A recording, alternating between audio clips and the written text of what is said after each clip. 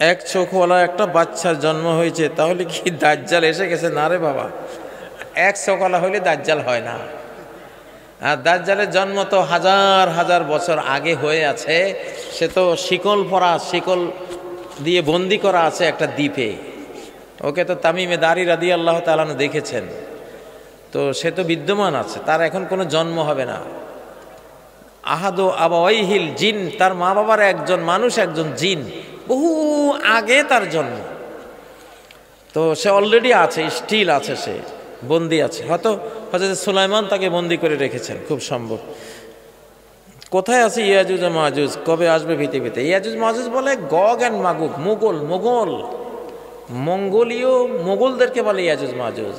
আমাদের বাদশাহ বাবর, বাদশাহ আকবর, হুমায়ুন, বাংলাদেশ দখলকারী ইখতিয়ার উদ্দিন বখতিয়ার খিলজি, তুরস্কের যে সুলতান সুলেমান সহ যে যারা অর্ধ পৃথিবীর এই মুসলিম সাম্রাজ্য 720 বছর চালিয়েছেন, এরা হলো ইয়াজুজ ও মাজুজ, এই বংশের মানুষ। ইয়াজুজ মাজুজ মানে গগ অ্যান্ড মাগুগ, মানে মঙ্গল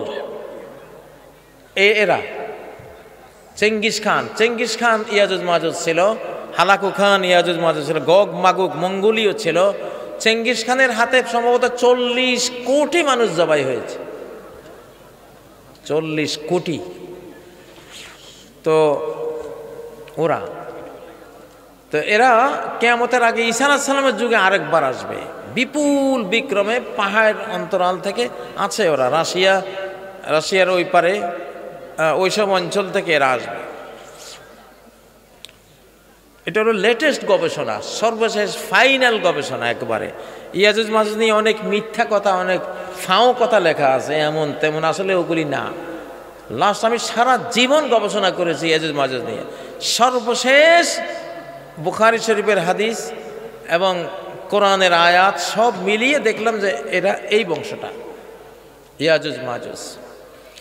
আরবদের বিপরীত এই মুসলিম জাহানকে আরবরা চালিয়েছে 700 বছর, আর গগ মাগুগ মঙ্গোলিয়ানরা চালিয়েছে বাকি 700 বছর। মুসলিম জাহানের লিড দিয়েছে দুইটা জাতি, আরব আর এই মঙ্গোলিয়ানরা। আমাদের এই বাংলাদেশেও তো ইখতিয়ার উদ্দিন বখতিয়ার খিলজি, তিনি তুর্কি ছিলেন। কি ছিলেন? গগ মাগুগ অর্থাৎ মঙ্গোলিয়ান ছিলেন। এরা দুর্দান্ত, এরা আকাশ হলো এদের ছাদ, মাটি হলো এদের ফরশ। আরবরা যেমন আকাশের ছাদের নিচে মাটির ফরশে ঘুমাতো, অর্ধ পৃথিবী করেছ শাসন, ধুলার তখ্তে বসেই খেজুর পাতার প্রাসাদ তোমার বারে বারে গেছে খুশি, ঠিক না?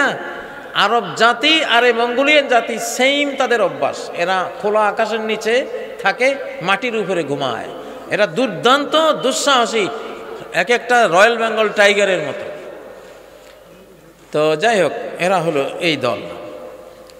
তো আল্লাহ তাআলা আমাদেরকে তৌফিক দিন একটা নতুন বাংলাদেশ গড়ার এবং সুন্দর রাজনীতি শেখার। জনগণকে দেবে, রাজনীতিকরা জনগণকে খাওয়াবে, নিজেরা আত্মসাৎ করবে না। তারা রক্ষক হবে, তারা ভক্ষক হবে না। এখানে ইতিরেখা টানলাম। সুবহানাকাল্লাহুম্মা ওয়া বিহামদিকা আশহাদু আল্লা ইলাহা ইল্লা আনতা আস্তাগফিরুকা ওয়া আতুবু ইলাইক। আসসালামু আলাইকুম ওয়া রাহমাতুল্লাহি ওয়া বারাকাতুহু।